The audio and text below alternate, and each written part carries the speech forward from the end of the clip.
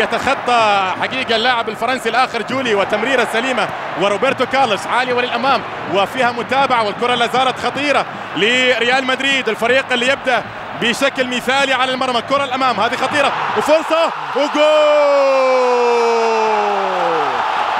هدف أول لريال مدريد، هدف أول للريال.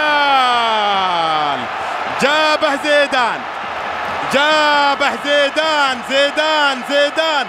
هو اللي حرك المشاعر وحرك المدرجات في توقيت مثالي حقيقة في الدقيقة السادسة، ورونالدو هو اللي عمل الهدف وزيدان اللي جاب الهدف. هنا رونالدو العرضية البينية السليمة في المكان السليم، وزيدان من الوضع الطائر يسجل زيدان، والمرور الجميل لرونالدو حقيقة، وزيدان اصطدم بالعارضة.